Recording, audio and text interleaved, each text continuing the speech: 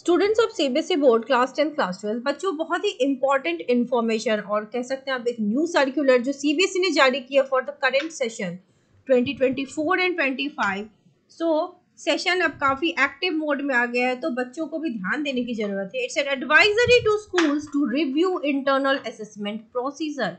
Internal assessments तो आपके हर बार board में होते हैं।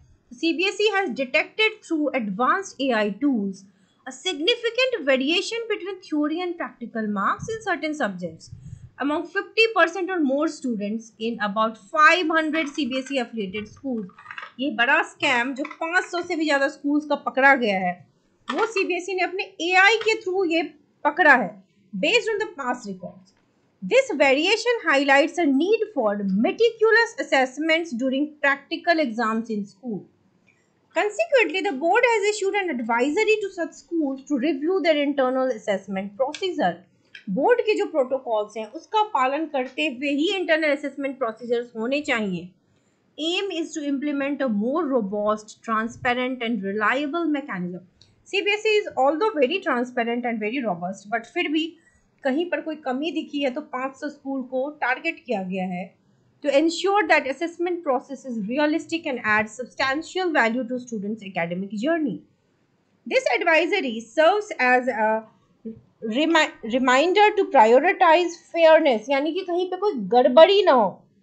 कि ऐसा भी होता है कि कई बार देखो जैसे बच्चे के प्रैक्टिकल में 30 आउट ऑफ 30 है, 20 आउट ऑफ 20 है और थ्योरी में वो पास नहीं हो पा रहा. तो एक लगता है ना कि ये ऐसा होना नहीं चाहिए. अगर कोई बच्चा थ्योरी में अच्छा नहीं है, वो प्रैक्टिकल में फुल मार्क्स कैसे स्कोर कर सकता है? तो ऐसे वेरिएशंस और तरह तरह के प्रॉब्लम्स देखे गए हैं इंटरनल असेसमेंट के प्रोसेस में ही. कई स्कूल्स प्रैक्टिकल कराती ही नहीं है, कई स्कूल्स के पास इक्विपमेंट्स ही नहीं है प्रॉपर, कई स्कूल्स जो है वो वाइवा वगैरह ढंग से नहीं लेती है, प्रॉपर तरीके से नहीं लेती और बच्चों को मार्क्स दे देती है.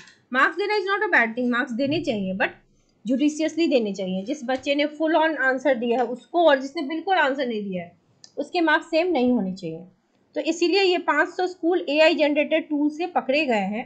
सो इट्स अ स्कैम जो कि 500 स्कूल्स कर रहे थे, अब उनको अलर्ट जारी कर दिया गया है और बाकी के जो स्कूल्स हैं वो भी इस चीज़ का ध्यान रखेंगे. तो इस चैनल के साथ बने रहो ताकि आपको सारे information and contents on time मिले. So do subscribe the channel.